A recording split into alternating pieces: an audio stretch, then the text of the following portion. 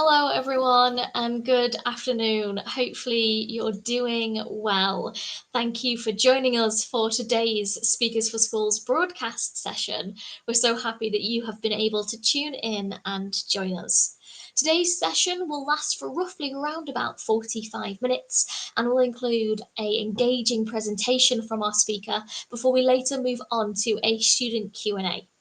Questions for our speaker can be submitted via the Q&A function. And to see this box, you might have to scroll down just a little bit as it's underneath the stream. And it's open now. It will remain open through the rest of the broadcast. So we encourage you to submit as many questions as you like in response to anything that's said today. There's also a pre-poll that's probably live now, and there'll be a feedback poll later on at the end. So keep an eye out for those as well. Now, if you find yourself to be experiencing any sort of issue, please do let us know via that Q&A box, and one of our moderators will be on hand to help where we can. Now, moving on to the main event today, we're very, very excited to welcome today's speaker. He's going to talk to us about his career in maths and how important that is, and where his career in maths has taken him, which is quite an unusual one, I think, and I'm really excited to hear about it. So, everybody, please welcome Bobby Seagull.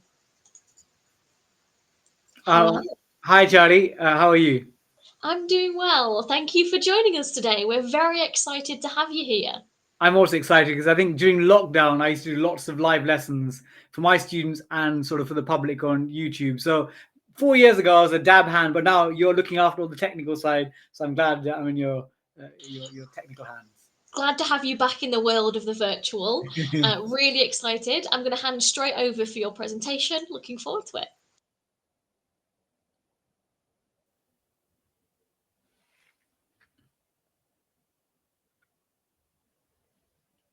Hi, everyone. Hope you're all good. So I'm going to be with you for the next roughly 30 to 32 minutes, and then we'll have a Q&A session after that. So let's start with this. So I'm a part-time school maths teacher, Mr. Seagull, although today all of you can call me Bobby.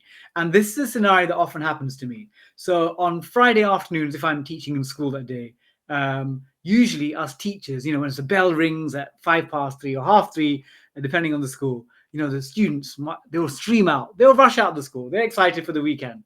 And us teachers usually will sit there planning, making sure everything is ready for your Monday lessons. And then after that, usually I'll head to my local pub with some of the teachers, and I'll meet some people there, have a conversation. And usually I get a drink. I'm not a big drinker. I'll get like a half pint of something, just, to relax the soul after a long week. And I'll meet people that are not teachers, and I'll put my hand out and say, "Hi, my name is Bobby." They'll tell me who they are, and I'll tell them, "Oh, I'm a maths teacher." And do you know what happens at that point? Most of the time, the people I meet in public will then go, "Oh, I think I need to go to the bathroom," or they'll say, "Ah, yeah, I need to get another drink." They'll run away from me, but they'll come back. They'll come back at some stage, and when they do, I'll ask them, "Why did you abandon me?" And genuinely, many of the times, people say to me, "Bobby, I hated maths at school." This happens so many times when I mention that I'm a mathematician, I'm a maths teacher to people outside of my school environment. So many people share with me their maths experiences, often their maths trauma, about how they found maths challenging at school. And nowadays they just think of themselves as not a maths person. But I genuinely think, hopefully, over the course of the next 30 minutes, you'll see how maths has shaped my life and actually how maths can be important to all of our daily lives. So I'm going to start with a question looking at the level of maths competence in the country. So this is set by a charity called National Numeracy. So imagine you're earning £9 an hour, £9 an hour, and you did a good job. So your manager says, "You know what? I'm going to give you a 5% pay rise because you've done a decent job." But the manager will only give you the pay rise if you work out the new amount. So I'm going to ask you to have a little think in your classes, wherever you are. So £9 an hour, given a 5% pay rise. And actually, this question was set by National Numeracy, and they said you can use your phones, you can use your calculator, you can use pen and paper, you can do it mentally, but any method. So I'll let you think for like 20, 30 seconds. Let's have a little think. So £9 an hour, get a 5% pay rise. What is the new amount? So again, if I were in this class with you, I would see your metaphorical cogs thinking. So I think a good way of doing this mentally is to work out 10%. We can all do that. 10% of £9 is 90p, and then 5%, which is half of 90p, is 45p. Add it back on, 945. And to be honest, whether you're someone that's in year 7 or year 11 or 12, you're thinking, Mr. Seagull, that's not a difficult question. But actually, with national numeracy, they found that 1 in 2 adults, even with the phone and calculator, can't solve this. 1 in 2 adults in the real world. And this shows you that when people get given maths or numeracy questions, they freeze. And there's something about maths that makes people anxious. And actually, I think people shouldn't be anxious about mathematics. So I'm going to talk to you about my story and how maths has been part of it. So how did I end up here? There's a quiz show called University Challenge. So I was on it about 7 years ago now. And it's a BBC quiz show on every Monday night. Been on since 1962. Probably actually the oldest running quiz show in the world. And I was captain of my Cambridge team while I was doing my teacher training, my master's, and my doctorate in maths and maths education. And I ended up going viral on social media for my enthusiasm. So if you can read that, I remember my students, as I was teaching part-time or head of department and doing my master's, and the sort of every Monday after my episodes, I would trend on Twitter and Instagram. And my students would go, Mr. Seagull, look, sir, did you see this? And I'm like, no, we wait to the end of the day, then you can ask me questions. But I remember there were tweets and viral memes saying, is this the happiest ever contestant? And I think I was a maths teacher, but I was very positive. And as you can tell, I'm quite a smiley person, unless my club, West Ham, not Aston Villa or Burnley for football fans, West Ham, unless they lose, I'm generally a very positive person. But I ended up trending on Twitter. And you know what? I didn't even win the quiz show. I lost to my team. We lost to Monkman. You can see he's the captain sitting directly beneath me from Cambridge. But he also trended on Twitter and Instagram. And the BBC loved our personality so much that they offered us a TV show. So from University Challenge, immediately I was given a road trip show, became a guest on various shows like Countdown. And I'm going to show you my first ever TV show, a little clip of it for 30 seconds with my friend Eric Monkman. And this is back in 2018. Hello, my name is Bobby Seagull. My name is Eric Monkman. Eric Monkman and Bobby Seagull are no ordinary tourists. Oh, sorry. Hey, Bobby, good to see you. Catapulted to fame by their iconic appearances on University Challenge. Walter Monkman. The demilitarized zone? That's correct. Manuel Seagull. Dana Feeney portrait. It's me. These learned friends are now off on a journey of discovery. Curious church customs. Bishops in battle. Travelling through England, Scotland, Wales and Northern Ireland. Ooh. In celebration of British ingenuity. Perfect. So that was the TV show I did, the first ever one. That was 7 years ago. And to be honest, I like to think I've not aged too much in 7 years, so I've done quite well. And again, I genuinely think part of the reason is when you work with young people like I do as a teacher, young people, they keep you energized. So thank you all students out there. Your energy keeps us going. A lot of my interviews after I got my first TV show, like, oh, Bobby, you must be really smart. You must be a genius. And I would say, look, I am knowledgeable. I'm smart, but I wasn't born smart. I wasn't born a genius. But I'll tell you what, the thing that made me develop my sense of knowledge was that building there you can see. It looks a bit like Big Ben, doesn't it? Like a red brick Big Ben. But actually, this is East Ham Town Hall. And connected to that was the old East Ham Library. And I'll tell you why this is important. So my dad used to take me and my 3 brothers. So normally we'd have lunch on a Saturday. My mum, being South Indian from Kerala, make a really delicious biryani. If you like biryani, my mum's got the best biryani in East London. Then we'd go after lunch to East Ham Library, sit there cross-legged, which I can't do now, unfortunately, but cross-legged for hours, reading all sorts of books. I read books on the ancient Egyptian culture. I read books on Victorian engineering and maybe the fiction of Tolkien and Lord of the Rings. And it was this week after week, month after month, year after year, reading that gave me the knowledge to become the person I am today. And ultimately, I didn't realize that going in a quiz show where I had the chance to demonstrate my knowledge gave me this new platform. So I was never smart to begin with. I am smart now, I'd like to think, but it's because of many years, again, reading in my library, listening hard to my teachers, and over time, again, all of us, we got the chance to make ourselves into something, mold ourselves. So this is me actually in secondary school, and actually some of you might recognize that was the former Prime Minister of the United Kingdom, Tony Blair, in the late 90s. He came to visit our school when I was deputy head boy. And actually at sixth form, I got a scholarship from, again, in East London Comprehensive, I got a scholarship to Eton College. So you can imagine one day being in East London Comprehensive, and then the next day you're Eton. You're like, wow. And again, Prince Harry was a year below me. That's like a totally different environment. But I really enjoyed the chance to immerse myself, almost like Hogwarts style, in a boarding environment. There's two boys next to me, are my younger brothers. Then I went on to Oxford and Royal Holloway, studying maths and economics.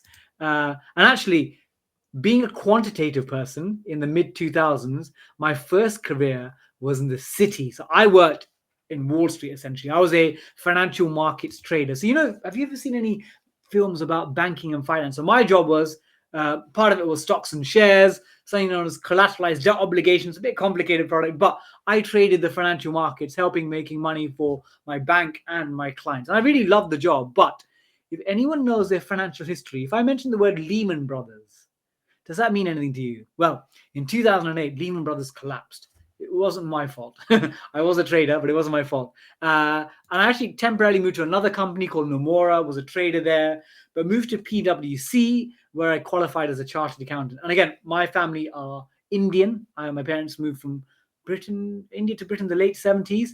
And in Indian families, there's a pecking order of professions. Like normally, you won't be surprised, doctor's number one profession.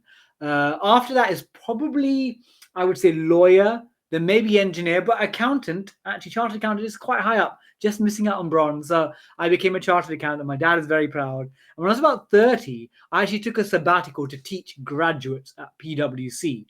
And you know what? I loved the teaching so much. I was like, wow, I finally found myself coming to life. I am a bit of a chatterbox, but teaching people, you get that immediate feedback when you're explaining a concept, and then you can see students thinking through it. And then if they've got any issues, they'll let you know immediately.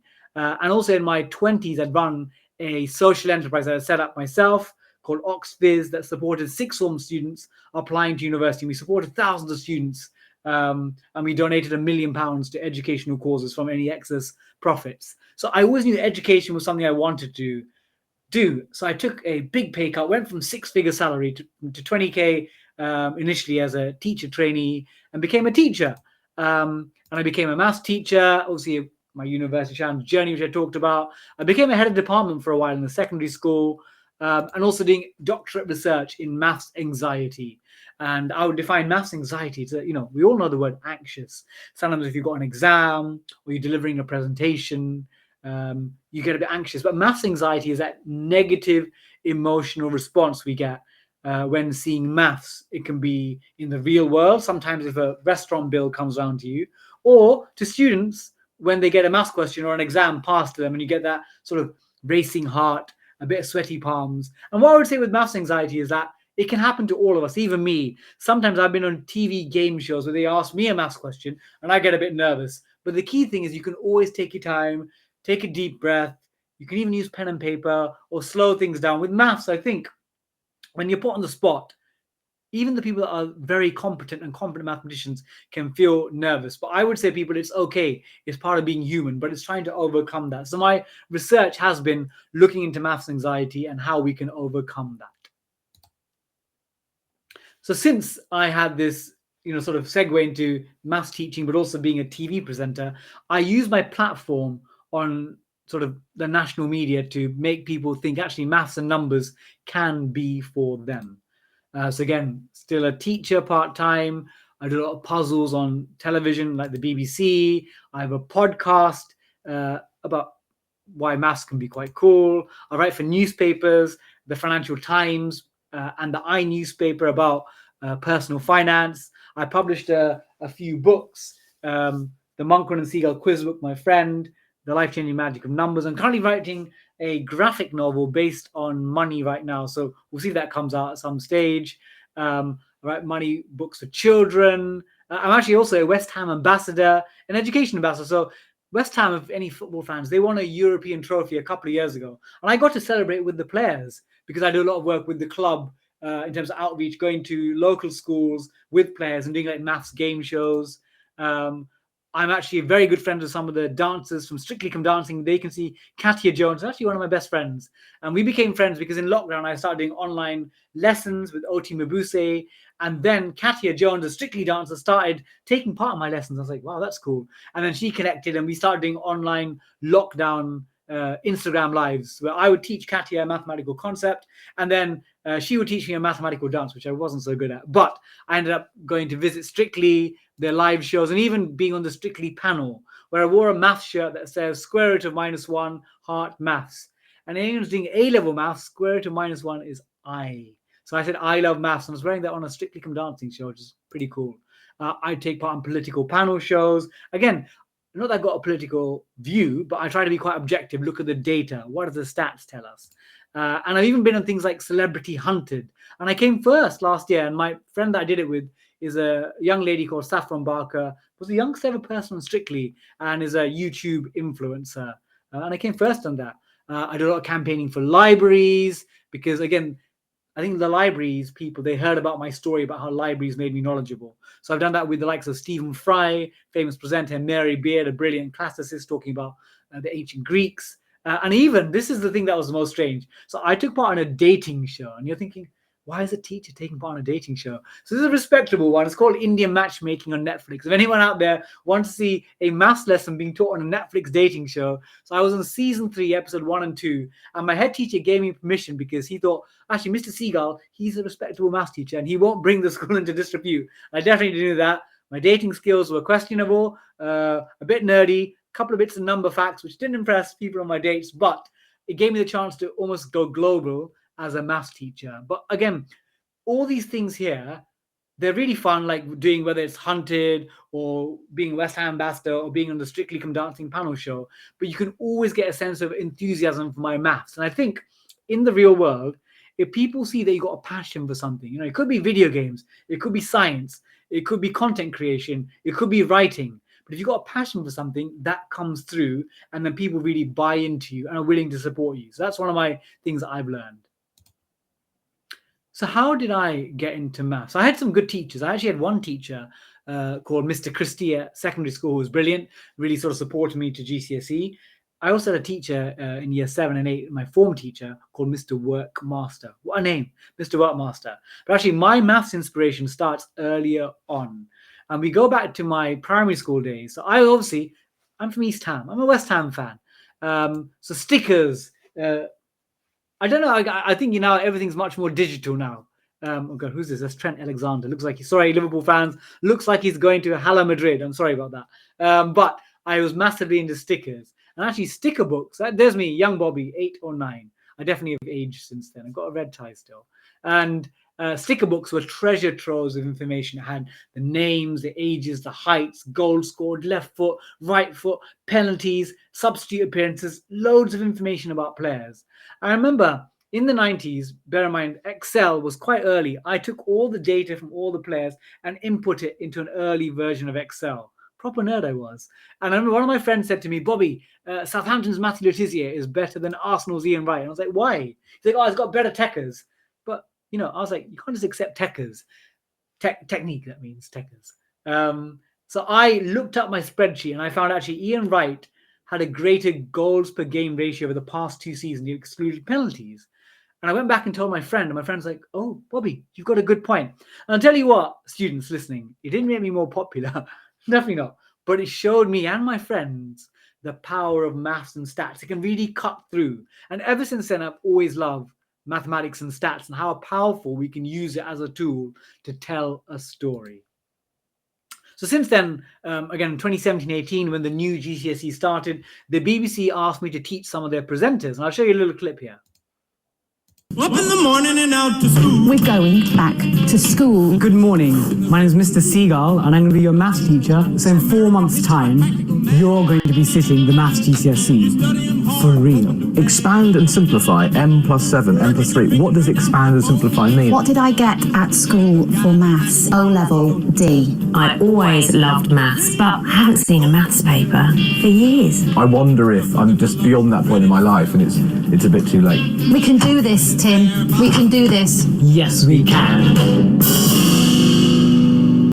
So a couple of things there. One is the BBC. I was very grateful they did a mini series on maths and GCSE, but they put "I am so bored" at the end. Again, it just shows you it's easy to mock maths. And the second thing is, did you hear the lady Jane, the breakfast presenter? She got a D. So she was like the main person that I tried to work on because she didn't pass GCSE. She's clearly a confident communicator, but her maths challenges have impacted her for the rest of her life. So with her, we tried to work on building up her confidence, working on her maths anxiety, and eventually she did pass. She got a grade 4, just about, but it shows you anyone, I think, with the right effort, support, can be confident. Whether it's you're aiming for a 4 or a grade 9 or a grade A star at A level, I think we can all go beyond our sort of expectations. So here's a little puzzle for you to think about. So imagine chips and salt cost £1.10 in total. And I tell you that the chips cost £1 more than the salt. How much does the salt cost? Anyone think 10p?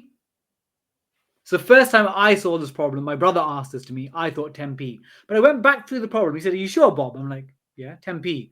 So if the salt costs 10p, £1 more than 10p is £1.10. You add 10p and £1.10, you get £1.20. It's incorrect. It's incorrect. Again, some of you might get the correct answer. Hopefully you're getting 5p for the salt. 5p, £1 more than that is £1.05. You add together, you get £1.10. And again, you can use trial and improvement. You could use algebra and theory. But the reason I've got this question is this question was set by a Nobel Prize winning economist called Daniel Kahneman to some of the best young mathematicians in America, Harvard, in MIT, in Yale. And he found actually 1 in 2 math students, again, roughly 1 in 2, made the same mistake I made about 10p. And it's not because they can't do maths. These are brilliant young mathematicians. But the reason they got it wrong is because there's 2 ways our brains think. And Daniel Kahneman, who won the Nobel Prize, sadly passed away, I think, the last year. He said we've got 2 systems of thinking. One is your fast emotional. So when you see a problem, you get an immediate reaction. It's like, can I do this problem? What do I think the answer is? Do you get like a rough sense of, it might be like 100 meters squared. So you get like an immediate reaction. The system 2 is your slow, more logical. Is where you sit down and you work out the problem. You might use mental calculations. You might use pen and paper. You might use a spreadsheet. You might even consult ChatGPT. But you're spending more time trying to work on the problem. And to be a good mathematician, in fact, to be a good thinker in the world, you need both. You need someone with a gut instinct. Like, actually, what's my gut instinct telling me? You know, this teacher's giving me this essay. Can I do this essay?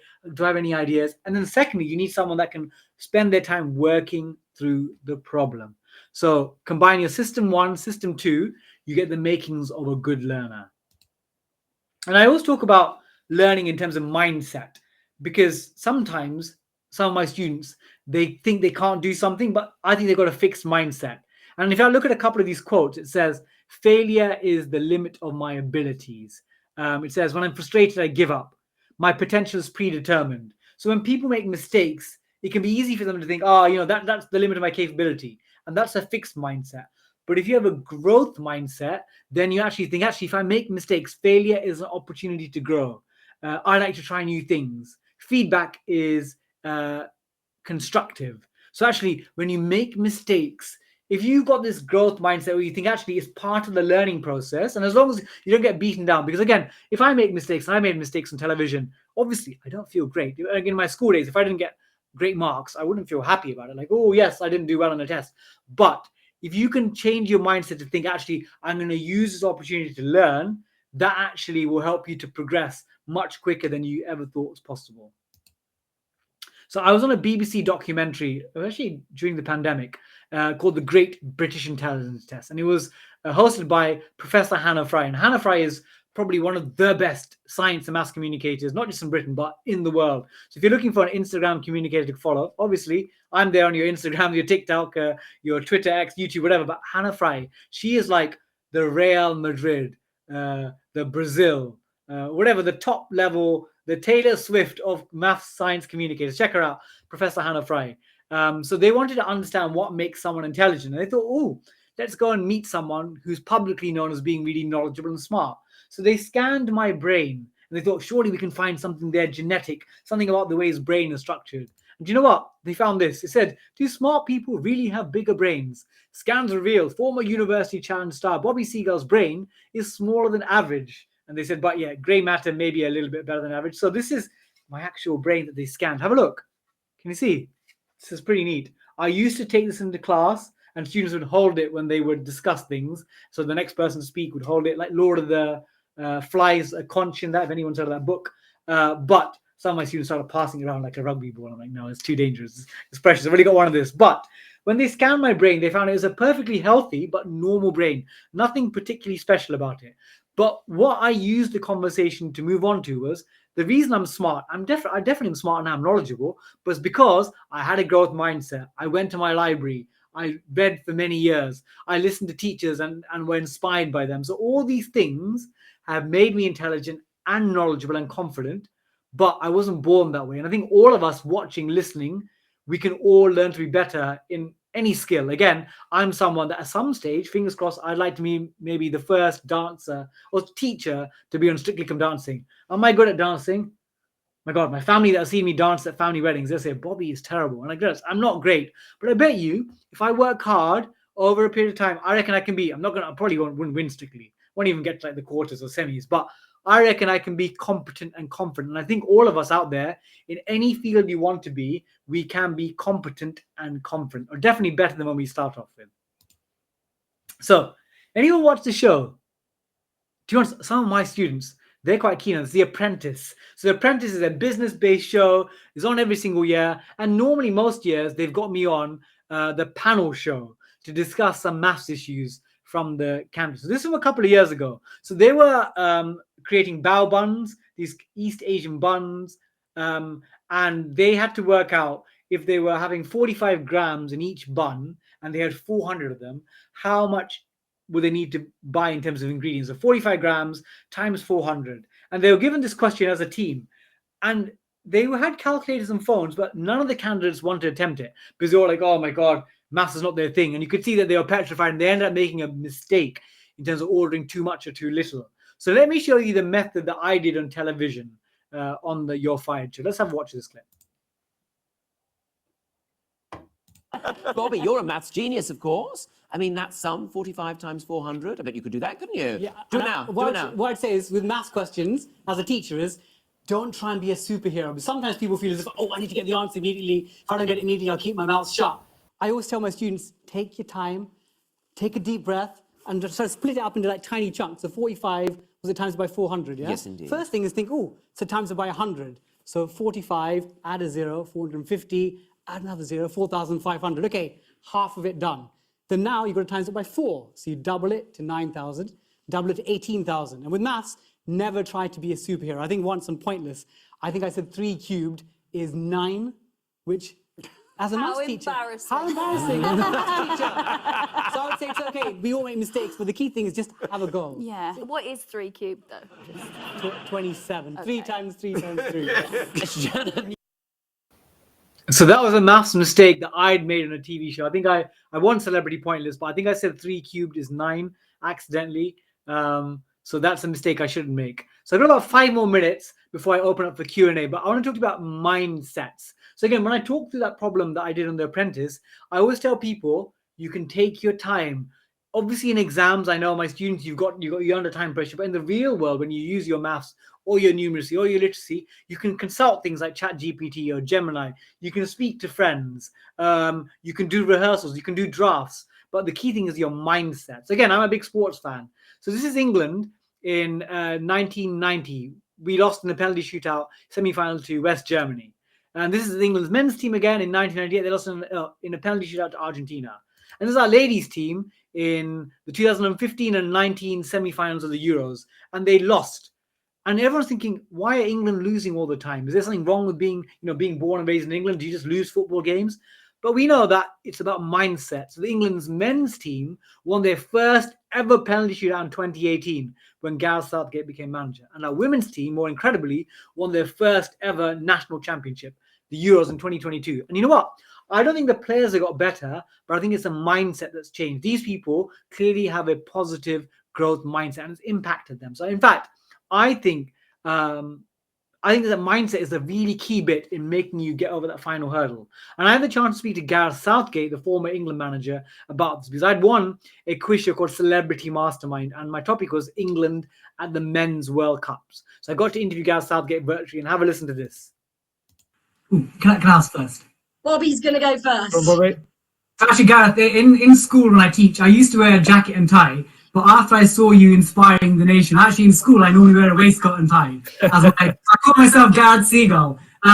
What would you tell children about trying to be the best that they can be and inspire them? There's a lot of children sometimes in school, whether it's maths or English, they often sort of cap their capability and say, oh, Mr. Seagull, that's the limit of my potential. But you are a lot about actually with hard work, effort, training and mindset, you can be the best you can possibly be. What would you say to young children, whether they want to be footballers or academics or anything in life they want to be?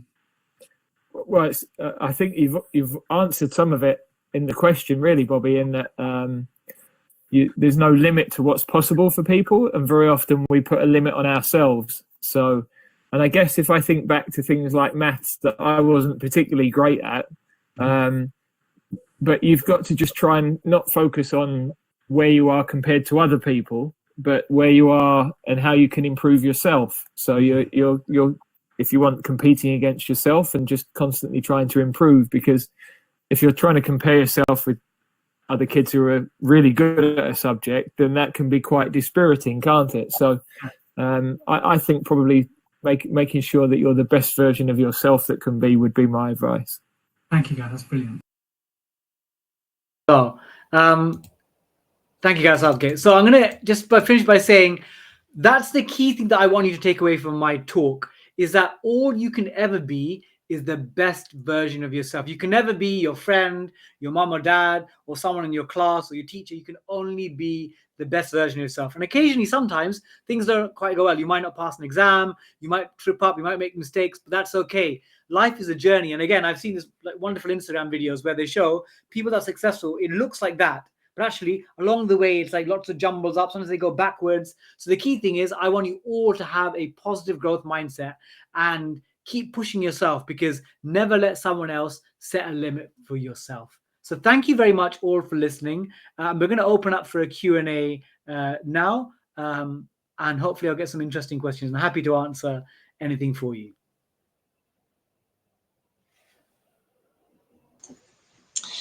Great, thank you for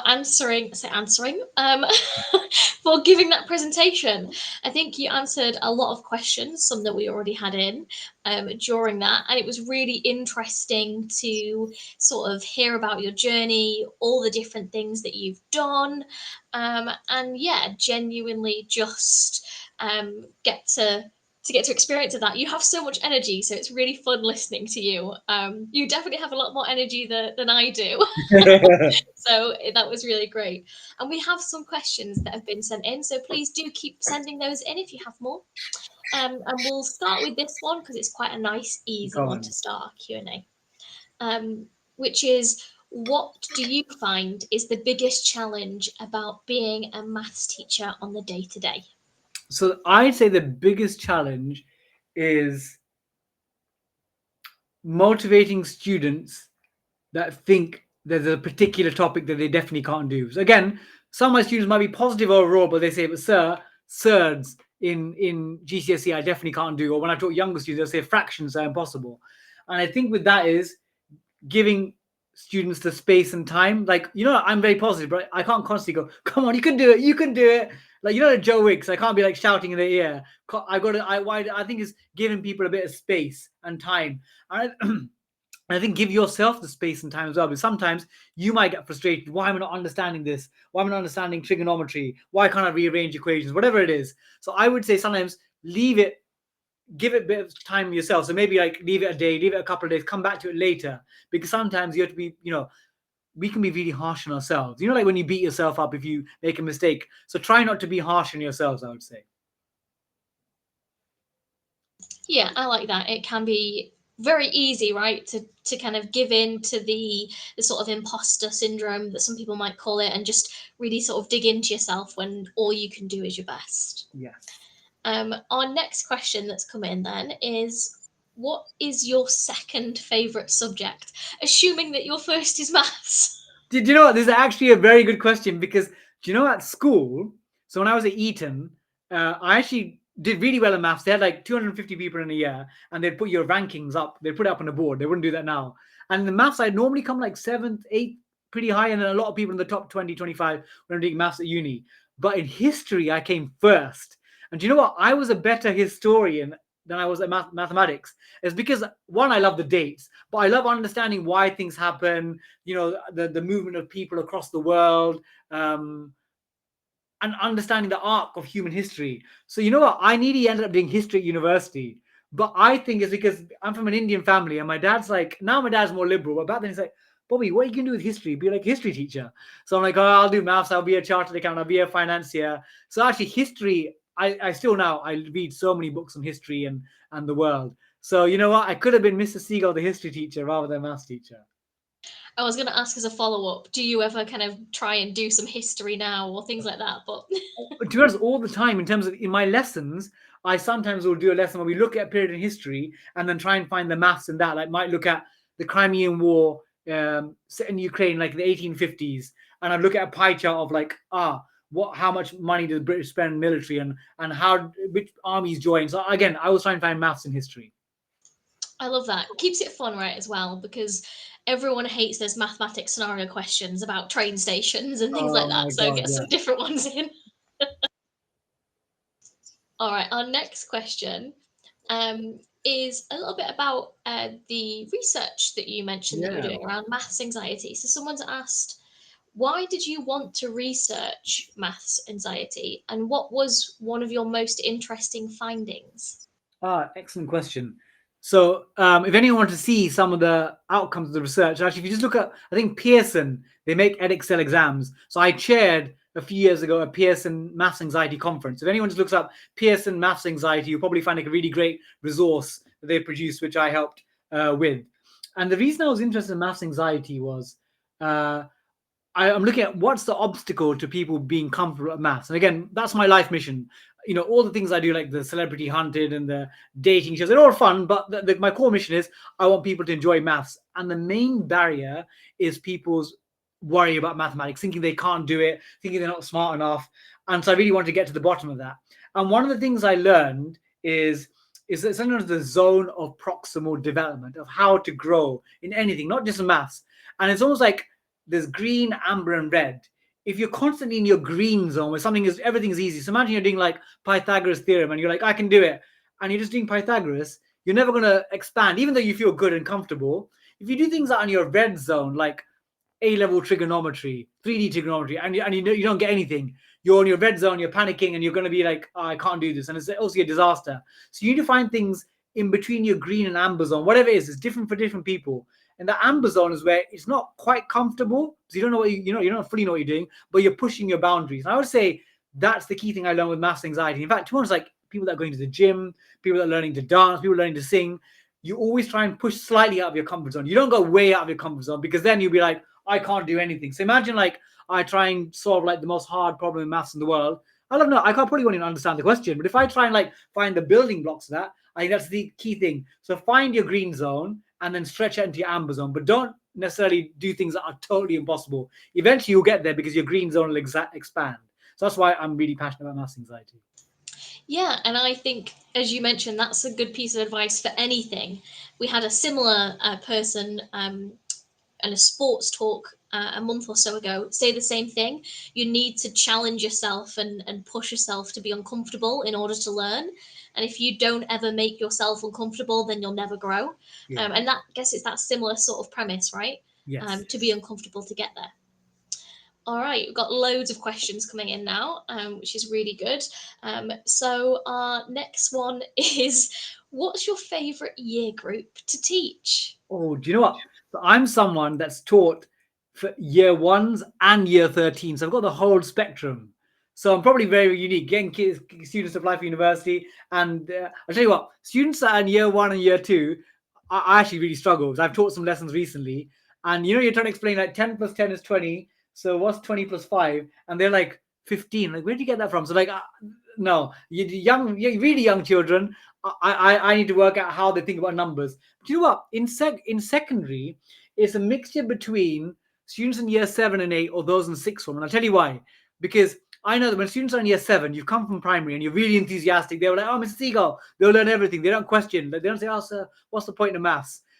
I'll be honest, like, some of you year 9s, you can be good students, but my students that have been year 9, they got this weird phase where they try not to be cool anymore. They're like, oh, no, Mr. Seagull, I don't need your maths, or they suddenly become quiet. So it's a bit more challenging. Maybe all you out there, you're very different. But when you get back to like year 11, they become focused. And I like the focus. And then year 12, you get that as well. So if you're in year 9, if you can sort of hang in there, because that's the year I think is the most tricky, because it's a difficult time. You're going through lots of changes, and your math teachers are still needing you to learn trigonometry. So year 7s, you're cool. And year 9s, I'm sure you're fine as well. But just like I've had difficulty with my year 9s. We get it. We definitely get it. Yeah. I was definitely one of those people that really struggled with maths. I got my maths GCSE by the absolute skin of my teeth. Yeah. So understand that one. But yeah, push through for sure. We've had this question come in, and I think it's really sort of important and a really good time to ask. Yeah. So someone has said, any final words of advice for my year 11 class for their maths exam? Obviously, we're entering into exam season. So a great question from whoever's teachers asked this. Gosh, yeah, because we've got less than 2 months now before the whole exam period. Yeah, now it's the end of March. Yeah, so it's coming up soon. So what I would tell students is, think of yourself like, like an Olympic athlete. So you've been obviously Olympic athletes. Obviously, there's just the day, whether you're in the 100 meters or the swimming, and that obviously will impact your final grade. But think about it. You've been working at this for not just like this year in year 11. You've been working since you're 5, 6, 7. You've been building up towards this GCSE exams for many years. So clearly you put in the work over a period of time. But what I would say is, athletes or footballers, whatever they are, or big music performers, in the run up to their actual performance or exam, you got to make sure that you're ready for the exam. And the way to do that is exam practice under exam conditions. And I know that when I did exams, I was like, oh, I don't like doing exams under time conditions. I don't like the pressure. But that's the way. In class, ideally, because your teacher puts you under that pressure where you've got lots of students around you, or at home, sit for an hour and a half, sit for an hour, whatever the time is, do the exam under time pressure. And don't be like, oh, halfway through, I'm going to go get a cup of tea, or I'm going to get a little snooze. Do that time pressure. And again, when you think about, again, I'm a big football fan. When footballers recreate, when they play like, I don't know, friendlies, or when they put themselves under that pressure, I think that's the best way. And you've got 2 months, and I would say focus on things that you struggle on, because obviously make sure you get the marks on things you can do, but on things that you can't do, you might be able to pick up a couple of extra marks. But timed exam pressure questions, that's really the best way. That's how like Taylor Swift or One Direction, whoever the Storms, whoever the cool kids that you're listening to nowadays, they will make sure that when they're rehearsing, they're doing a timed audition, timed performance. And that's the best way to make sure you're fine-tuned for your exams. But you can do it. 2 months is still time to turn things around. Yeah, that's definitely what happened to me, because I was bad at maths. My stepdad, who's a lecturer who teaches sort of adults, made me every day after school do a maths paper or an English paper. Yeah. And I passed both. Yeah, but it was torturous. Yeah, I know. You won't always enjoy it, but the results will be worth it.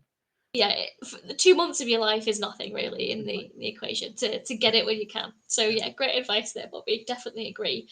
A couple more questions. Yeah. Oh, okay. Someone's asked, what GCSEs did you take? Obviously, it was quite a while ago. It was back when it was ABC and not the numbers now. Maybe some different subjects. What did you take? So let's go through my subjects. So my school, everyone did 10 back then. So I did maths, obviously. My school didn't actually have the single sciences. I know some people can do biology, physics, chemistry. They only offer double science. So I did a double award science. Then I did English language and literature. Then other compulsory subjects were, we all had to do a language. I did French, which, to be honest, one of my regrets is I didn't do French at A level, and because I loved it. So actually, my favorite subjects were maths, history, and French, and I loved languages, and I regret not doing it. So anyway, I did French. Then I did history. That was an optional subject. IT, technology, which at the time was like, oh, it's IT is important, and how important is technology to our modern world now. Religious studies. I went to a Catholic school, so that was compulsory. And I'm missing one subject. God, that teacher's going to be annoyed. How have I forgotten this subject? God, there's one more subject. Oh, design technology. And I'll tell you why I remember that, why I forgot that one. So and I was like thinking, I'm going to smash my G's. I'm going to get 100% everything. But one subject, I got 9 A stars, but I got an A in one subject, which is still good. I got the highest mark in my borough of 10,000 kids. But I dropped a grade in one subject. And I remember I was like, oh no. But it's okay. It's fine. Whether you're getting whatever grade you get, if you miss your targets, it's not the end of the world. Life moves on. I love that you blocked out your A. I forgot it. I was like, what was that? And I was like, oh my God, design technology. Yeah, lower achiever end on here, but that brings me a lot of joy to hear you say that. On reflection. All right, we have time. We're almost at the end of our time now. I'm going to try squeeze in a couple more questions that we've got come in. Someone's asked, how important is it to love maths in order to achieve well at it? That's a good question. So I would say, obviously, if you love something, you're more likely to succeed. And I'll give you an example. There's an Arsenal footballer. Oh gosh, I forgot his name. So he's a defender that got dropped by England. And he's someone, oh gosh, it's really annoying me, his name. If you look up Arsenal defender who doesn't love football, you find his name. And he doesn't think about football afterwards. He doesn't play football games. He doesn't watch games afterwards. And he's I think it's Rice. It's not Rice. Oh gosh, it's someone else. It's another footballer. But he doesn't love football. And means that when he's on the pitch, he does a competent job. He's as good as anyone else on the pitch. But it means that he's not fully passionate about the thing. And again, he's been criticized by coaches. If you love it or learn to like it at least, it means when you're doing it, it's enjoyable. Because I think if you do things that are like, imagine eating broccoli and you hate broccoli. Life is too short to be miserable doing things. So I would say loving it is a challenge, because that's like for the people that really like, oh my God, I love maths. But you can still learn to like it. So I would say if you can learn to enjoy it, it makes it a much more pleasant experience, because life's too short to do things that you hate. But I know GCSE, get through it. That's the key thing. Yeah, and I'm sure there's at least a small element of maths that you can enjoy, if not all of it, There's got to be some sort of thing you can do. All right, our final question then before we close down today, and I think it's a great way to sort of end this session. Again, I think it's come in from a teacher, and it's, what's the best way to motivate your year 11 students before their maths exam? So we're thinking about motivation, really going for it. Final key piece before we close today's session. What are you going to say? Yeah. Also, by the way, the footballer was Ben White. Excellent footballer. Again, the squad, but he doesn't like it. So the motivation I tell my students is, it's the final 2 months. You've worked hard since the age of 4 or 5, in year 1 in primary school, year 6 SATs, picking your GCSE subjects. You put all that work in. Again, it's not just one day, over months and years. So I think that you deserve the chance to show the examiners what you're capable of. And in that day, and again, the exams are not just one day. You've got 4 or 5 weeks. If one exam doesn't go well, don't just say, oh my God, the exam is a disaster. You still got like 10, 20, 25 exams. Keep pushing through till the last bit. If something doesn't go well, don't write yourself off, because again, sometimes we can surprise ourselves. I'd say keep going. Last couple of months push, give it your all. And remember, you got probably the best summer holiday as a young person, because you never get a summer holiday like you do in year 11. Push it through for 2 months, 3 months, and you can relax. So I'd say, yeah, you got this, guys. I believe in you all.